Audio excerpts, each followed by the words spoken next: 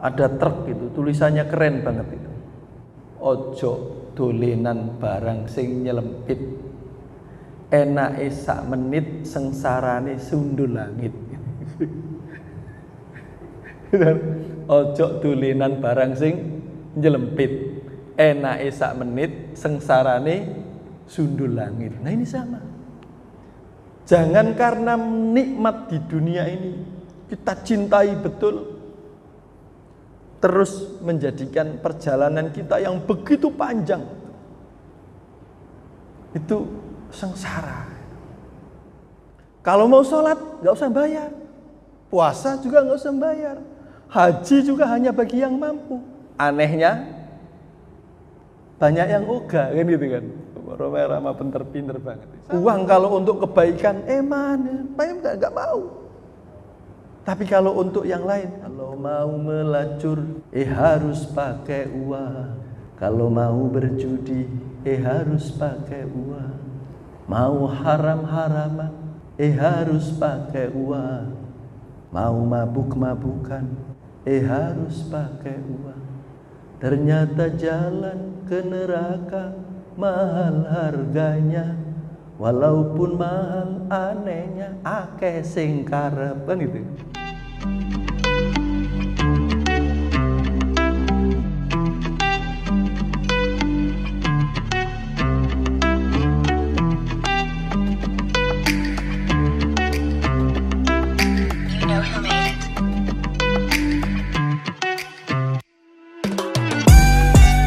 Assalamualaikum warahmatullahi wabarakatuh. Kita ini andaikan 24 jam itu baik terus sampai sehabisnya umur kita itu kalau tanpa rahmatnya Allah tetap kebaikan kita tidak bisa diandalkan. Sehingga mencari ilmu ini motivasi kita adalah semoga dengan melu-melu ngaji kayak gini ini, kumpul-kumpul dalam kebaikan itu, motivasinya adalah semoga kita mendapatkan rahmat dari Allah. Dengan mengikuti kajian seperti ini, andai pun gak kepegang ilmunya, itu minimal kita lebih baik daripada seandainya di rumah tapi bengong gitu kan. Gitu. Jadi minimal itu. Andai pun ilmunya tidak kepegang, tapi kita ada di sini, itu insya Allah lebih baik daripada di rumah tapi bengong. Lebih-lebih kalau ini kita syukuri, wis keren lah. Lebih-lebih dapat syafaatnya Rasulullah. Bismillahirrahmanirrahim. Wal maqalatul khamisata asyarata. Maqalah yang ke-15. Kuruya dan riwayatake anna rajulan sak temene ana wong lanang mim bani Israila, saking Bani Israel, ada seorang laki-laki dari Bani Israel. Iku jamaah ngumpulake sapa wong lanang samanina ing 80 apane tabutan peti bayani minal ilmi, saking ilmu. Jadi ada seorang pemuda, seorang laki-laki dari Bani Israel mengumpulkan 80 peti ilmu. Mungkin maksudnya itu ya 80 peti itu hanya kiasan saja, tapi banyak sekali ilmu yang dikumpulkan. Walhal hale utawi keadaane iku annaustune wong lanang iku lam yantafi ora merkoleh manfaat sapa wong lanang bi ilmihi kelawan ilmune. Fa uhya mongko paring wahyu sapa Allahu Allah ta'ala mahalur Allah ila nabihim marang nabine Bani Israel alaihissalam. Qul, saya baca aja dulu. Ngucap sira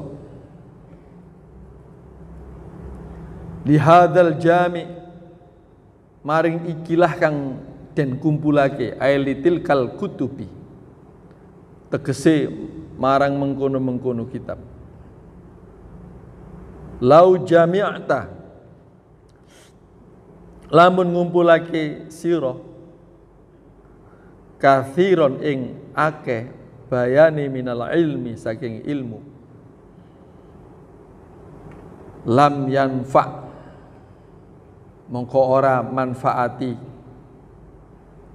ka apa ilmu ka ing sira illa kejaba antak malah ing yen to ngamalake sira bitalatsati asya'a kelawan telung perkara. Kalau di bab 14 tadi juga percuma jauh-jauh mencari ilmu kalau 3 hal tadi tidak dipegang.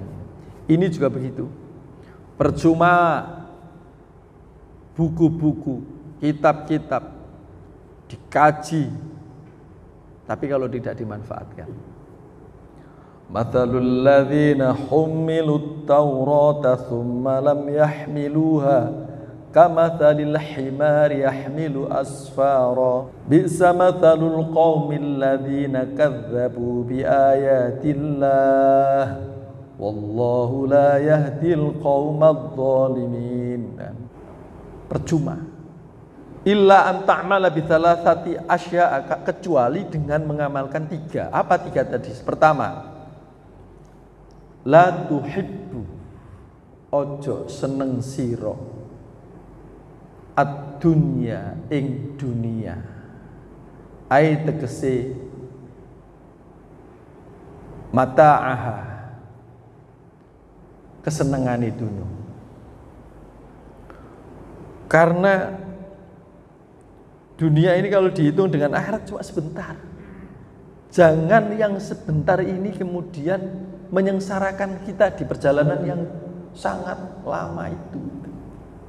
Saya pernah ada truk itu, tulisannya keren banget itu.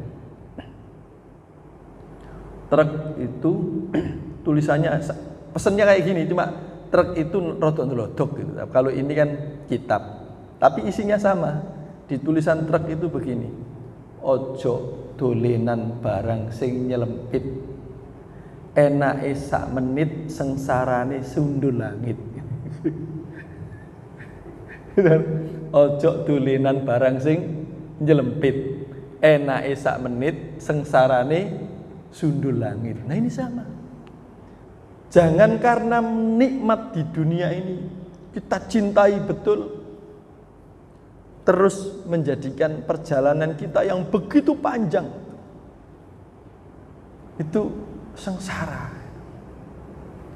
Tahun 2013 saat ada banjir di Jabal Uhud, itu kan ada jenazahnya Sayyidina Hamzah kan masih berdarah.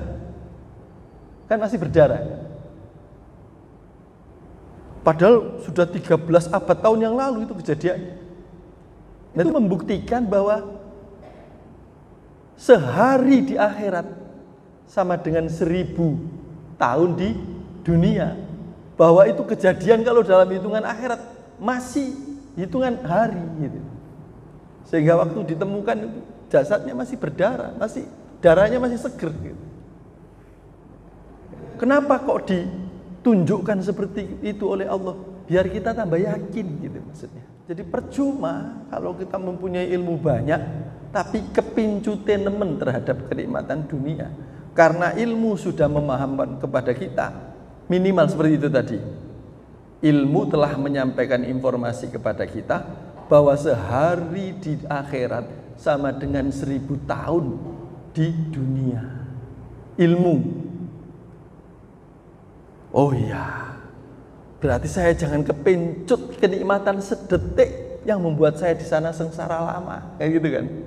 Akhirnya kan kita takut. Nyambung sama yang di makalah ke-14 tadi. Ilmu menjadikan kita takut kepada Allah. Apa alasannya? Kok kita tidak boleh kepencut dengan kenikmatan dunia? Falaisat mongko ora ono opo dunyo iku bidaril mukminin. Dunia ini sejatinya bukan rumahnya orang mukmin. Gitu kan. Rumah mukmin, orang mukmin yang sesungguhnya adalah di akhirat nanti. Karena hadiahnya semuanya akan diberikan kepada orang mukmin. Yang kedua, wala tusahib asyaitona. Ilmu itu hendaknya bagaimana supaya kita itu betul-betul menjauhi, jangan sampai wala tusahib, ojo sampai ngancani siro asyaitona ing setan. Jadi setan itu ada setan nasab, ada setan sifat. Setan nasab ya yang kita tidak bisa lihat. Yang goda Nabi Adam itu setan nasab. Kalau setan sifat ya kita sering lihat. Karena apa kalau sering lihat? Karena sering kita sendiri setan itu gitu. Minal jinnati wan nas. Orang walaupun jenggeleke menungso, tapi kalau sifatnya yang dia lakukan itu sifat setan, itu berarti setan rupa menungso, sifatnya kayak setan gitu. Nah ini diperintahkan wala tusahib asyaiton gitu. Apa sih? Wa may ya'shu an dzikrir rahman nuqayyid lahu syaitanan fahuwa lahu qarin. Barang siapa dalam rangka menjauhi bagaimana supaya kita ini tidak bersahabat dengan setan, ya jangan ya'shu an dzikrir rahman, jangan sampai kita itu lupa ingat kepada Allah. Seperti kemarin sudah kita ungkapkan, kalau dapat hal yang tidak mengenakkan hati, itu kita upayakan yang keluar dari lisan kita itu nama Allah. Entah itu Allah, entah itu la ilaha illallah, pokoknya nama Allah yang kita sebut itu. Ya Fattah, ya Salam, pokoknya itu yang kita sebut. Jangan sampai yang lain. Karena wa may ya'shu an dzikrir rahman. Kalau tidak itu yang kita sebut, khawatirnya nuqayyid lahu syaitonan. Yang dikirim ke kita itu setan. Dikirim sebagai apa? Fa huwa lahu qarin. Sebagai teman kita. Gitu. Jadi eman kan ganteng-ganteng ayu-ayu tapi koncoe setan. Lawan yen to taat sira amrohu ing perintah setan bi mukhalafati amrillahi wa rasulih, dengan tega atau rela kita meninggalkan perintah Allah dan perintah Rasul. Kenapa? Falaisa mongko ora ono apa setan iku birofiqil mukminin. Karena setan itu bukan temannya orang mukmin. Jadi kita ini jangan sampai berteman setan. Cara mengenalinya bagaimana? Ya. Sudah sering kita bahas. Ya a'udzubillahi minasyaitonirrajim. Ya Allah, saya berlindung kepadamu dari pengaruh setan. Setan itu terhadap orang baik nggak senang, terhadap orang rukun nggak senang, terhadap orang ramah nggak senang, senangnya terhadap orang marah, terhadap orang yang disiplin nggak senang setan. Jadi kayak gitu-gitu perlu kita kenali. A'udzubillahi minasyaitonirrajim. Pengaruh-pengaruh setan. Jadi orang ketempelan setan itu bukan orang yang ngececeng itu, bukan. Jadi orang yang sifatnya kayak setan itu yang sejatinya ketempelan setan. Uang kalau untuk kebaikan, mana? Pak nggak mau. Tapi kalau untuk yang lain kan itu. Kalau mau melacur, harus pakai uang. Kalau mau berjudi, harus pakai uang. Mau haram-haraman, harus pakai uang. Mau mabuk-mabukan, harus pakai uang. Ternyata jalan ke neraka mahal harganya, walaupun mahal anehnya akeh sing karep, kan itu. Lanjut, jangan. Saya diundang 4 tempat maulidan itu, semuanya saya pesan panitianya, jangan di dalam masjid ya. Oh ya siap.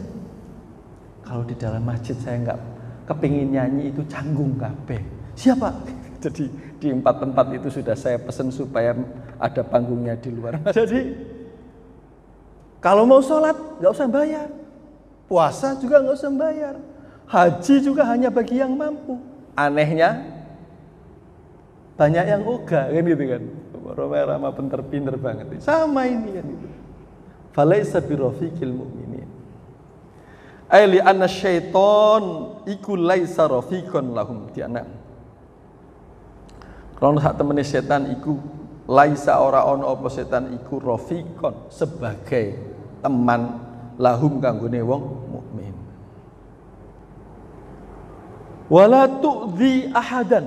Ini perlu gitu. Lan ojo nglarani sira. Ilmu tadi jalankan. Pertama apa tadi? Jangan sampai kita terlena dengan bujuk rayu dunia. Yang kedua, ilmu ini harus kita gunakan supaya kita jangan sampai berteman dengan setan. Yang nomor 3, wala tu'dzi ahadan. Wala tu'dzilan ojo nglarani sira ahadan ing wong suwiji min ibadillah saking kawulane Allah. Kaulane Allah niku mboten tiyang Islam tok. Nggih ta? Semua enggak boleh disakiti. Enggak boleh disakiti. Islam membolehkan perang itu kalau kita dimusuhi dulu.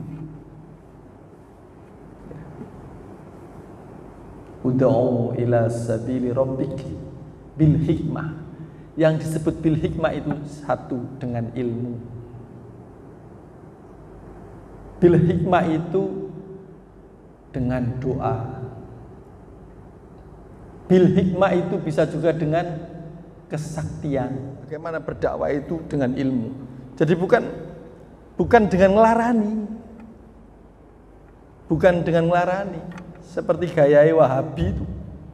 Wahabi terus judulnya.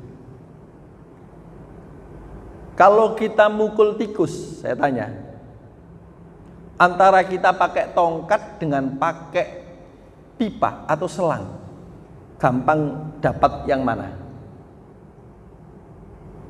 Kalau kita mukul tikus misalkan, gampang dapat pakai selang.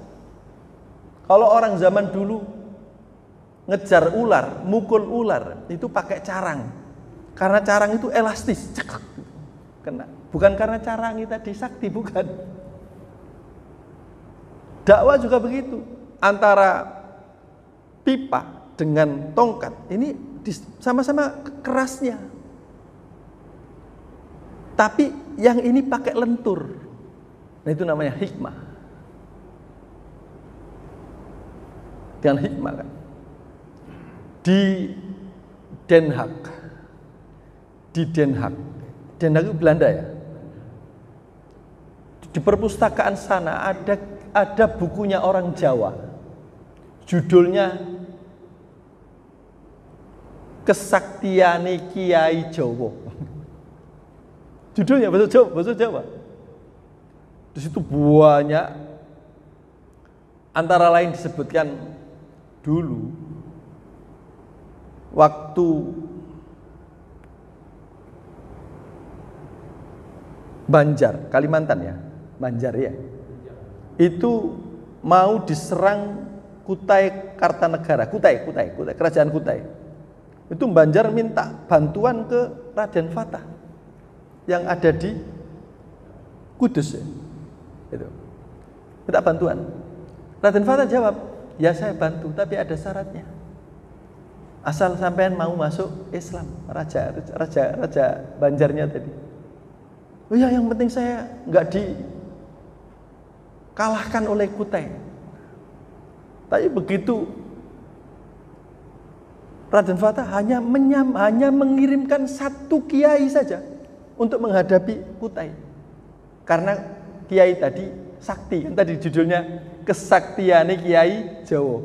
Jadi menghadapi orang Kutai hanya satu saja yang dikirim ke Kalimantan. Apa yang dilakukan Kiai Khotib Dayan? Sekarang kuburannya makamnya ada di Kalimantan.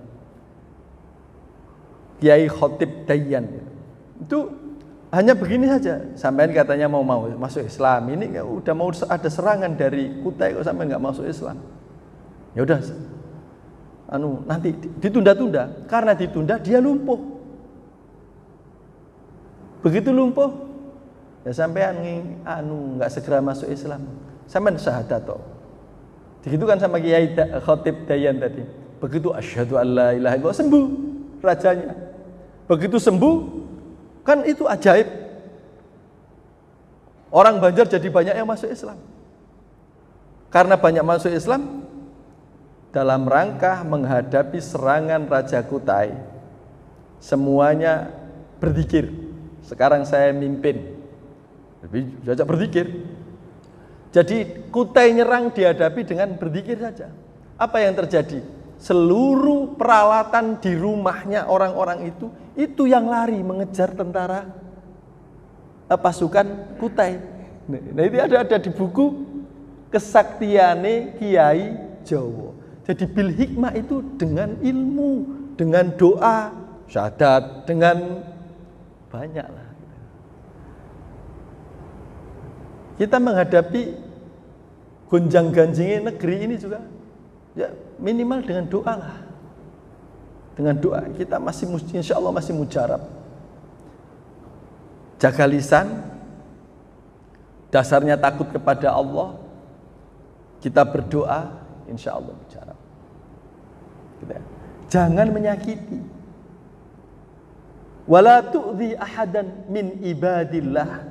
Ojo wala tu'dhilan ojo ngelarani sira ahadan ing suwijine wong, tegese min ibadillah saking kawulane Allah. Falaisa bihirfatil mukminin, falaisa mongko ora ono apa kebiasaan menyakiti itu bihirfatil mukminin, bukan karakternya orang mukmin. Bukan karakternya orang mukmin. Orang mukmin itu mengutamakan adab. Mobil disenggol, ya bagaimana penyelesaiannya gitu. Kalau ada orang mobil senggolan, itu mempermasalahkan wajar. Yang nggak boleh adalah mempermasalahkan dengan cara menyakiti omongan, ya kan? Matamu nanti. Itu bukan kebiasaannya orang mukmin. Pak kok ngeten Pak? Ngeten kan? Nanti kalau dia mulut jangan marah-marah Pak, kita ini sama-sama kena musibah. Mari kita bahas bareng-bareng, kan begitu. Itu yang sejak dari rumah sudah a'udzubillahi minasyaitonirrajim, supaya kita berjalan itu tidak ditemani setan. Uang di orang nagih lumrah. Yang nggak boleh nagih dibarengi setan. Sudah punya duit saatnya bayar, wajib. Kalau sampai nggak mau bayar berarti dia dibarengi setan, kan gitu kan. Jadi yang nggak boleh itu jangan sampai kita itu ditemani setan, jangan sampai nyakiti.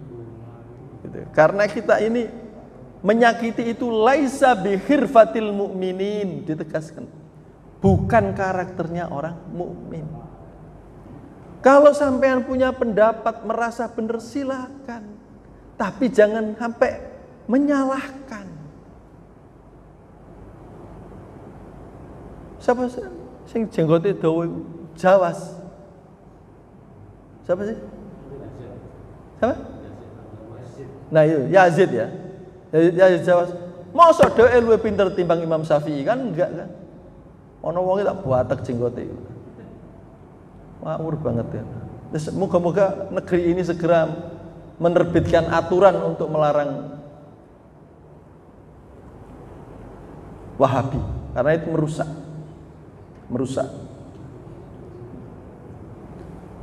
Ustadz itu sengaja itu ada yang bayar supaya kita panas. Kalau udah panas kan kacau. Kalau NU, saya semoga NU dan Muhammadiyah ini rukun.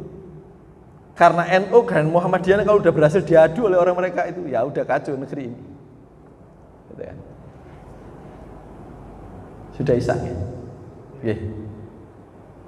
Satu makalah lumayan lah. Semoga manfaat dan sedikit semoga kita bisa mengamalkan. Itu jauh lebih baik daripada banyak tapi kita tidak mengamalkan. Intinya mari kita berusaha apa yang kita dapatkan itu untuk menyempurnakan ketakutan kita kepada Allah, ketundukan kita kepada Allah. Yang kedua menyempurnakan perilaku kita kepada sesama supaya kita tidak zalim. Billahi taufiq wal hidayah. Assalamualaikum warahmatullahi wabarakatuh.